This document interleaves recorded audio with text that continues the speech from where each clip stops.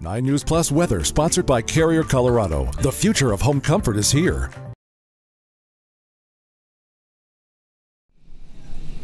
Hey, thanks so much for joining us here on 9 News Plus on this sunny Tuesday across our beautiful state. I'm 9 News meteorologist Chris Bianchi. So, for today, lots of sunshine. Temperatures right around our seasonal average for this time of year, right around the mid-40s.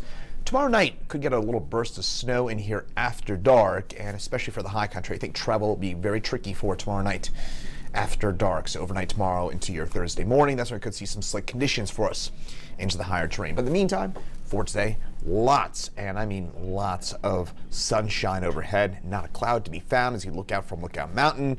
That's doing a number on that snowpack, starting to look a little bit more brown than white out there on the land here looking to the north, and that is North Table Mountain there off to the right. And again, starting to see more and more of that snow melting on off thanks to the power of that golden orb over our skies. Meantime, here in Denver, same idea. Lots of sunshine. You look off towards the distance, and as usual, the snow-capped peaks. But we officially, by the way, did melt off enough snow to not have an inch or more of snow on the ground as of yesterday. Long story short, we've had a lot of snow on the ground this winter, but we officially do not have measurable snowfall on the ground as of yesterday. Headlines for today: seasonal and sunny for us, and a burst of snow possible after dark tomorrow, and then it is cold for your Thursday, but then we'll warm right back up again as we get into your Friday and into the upcoming weekend. Upcoming weekend looks, by the way, really, really nice. AC Doppler radar, lots of snowpack overhead still. This is what you're seeing there across northeast Colorado and throughout the mountains. That is snowpack, really no cloud cover except for a little bit of cloud cover in the far northwestern corner of our state. So kind of north and west of the Flat Tops, on up by Craig, into Moffett County. That's where you're seeing a little bit of that cloud cover right now, but that is pretty much all she wrote in terms of that cloud cover across the state. Now, for tomorrow, we'll see a few light snow showers work their way on in tomorrow during the day, but the heavier stuff will arrive tomorrow night. More on that here in just a second. Temperatures, 30s and 40s for the most part on the eastern plains. Into the mountains, depends on your elevation if you're in those valleys. 0 in Kremlin, 1 in Gunnison, but above tree line, I should say above tree line, above, say, 7,000 to 8,000 feet in elevation, most of us in the teens and the 20s at this hour. So for today, light winds. Yesterday I know it was a little bit blustery out there. Today should feel a lot better with that 45 because of those lighter winds and those temperatures. Mid-40s under that golden sunshine will feel pretty nice out there on this Tuesday, February the 7th, and temperatures mostly in the 40s for us in the eastern plains for today, and mostly topping out in the 20s and 30s for us into the high country. For tonight, mostly clear and seasonal, with temperatures dropping down to low 20s for those overnight low temperatures. And then we'll warm on up to near 50 for a day tomorrow. A little bit warmer tomorrow, maybe a bit of cloud cover during the afternoon for us out ahead of our chance for some snow tomorrow night. I'll have, again, more details on that snow chance here in just a second, but most of us do get on up into the 40s and 50s tomorrow on the eastern plains before that chance for snowfall tomorrow night. Into the mountains, a lot of 20s and 30s in store for us. So here's that next storm. We're only going to get a little bit of a glancing blow from it. Cold front moves through tomorrow night, and that will lead to the potential for what we call a snow squall, or basically think about a thunderstorm in snow version. You get a burst of snow, and by the way, minus the lightning most likely, but you get basically a burst of, just like with a thunderstorm, you get a burst of heavy rain. You'll get a burst of heavy snowfall tomorrow night after dark here in the Denver area, and certainly on up into the high country, and that'll mean that it'll be tricky travel for many of us for tomorrow night. So snow squall, just as a reminder, it's a burst of snow and wind.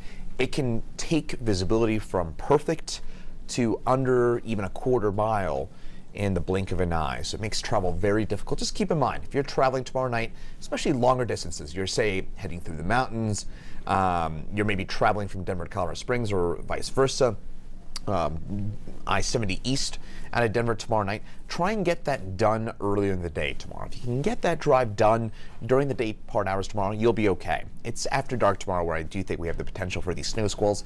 And again, I'm going to show you the snowfall totals here because they're not that impressive. So the snowfall totals, you're going, what's the big deal? We're going to get an inch, not even, here in Denver. Again, all that will come down in, say, maybe half an hour, if not less than that.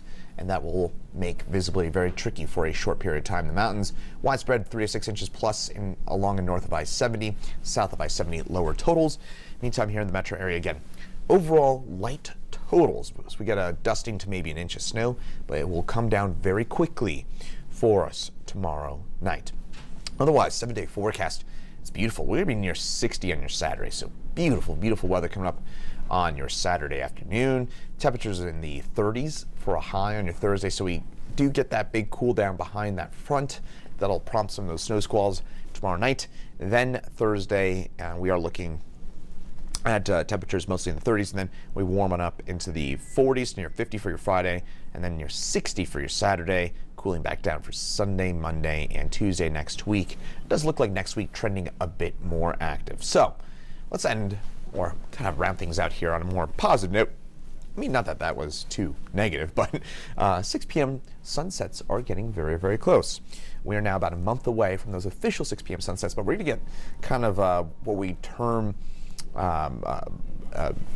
twilight here. So trying to think of the exact term. There's a term for twilight where you can still see most things, and we're about 2 weeks away from that. So long story short, we're about 2 weeks away from having at least some sunlight around 6 p.m. and we're a month away from having 6 p.m. or later sunsets. And we're 2 months away, by the way, from 7:30 p.m.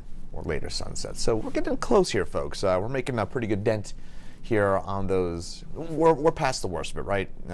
Think about those. I just think about driving home at 5 o'clock and it's pitch black like we had throughout December, most of January. Now we're past that. We're making some real good progress. We're, by the way, gaining more than 2 minutes of sunlight per day now. So we're kind of accelerating the amount of sunlight that we are picking up per day. We peak that around the vernal, not the vernal equinox, around the start of spring in the middle of March. That's when you gain the most sunlight per day. You get close to 3 minutes a day at that point.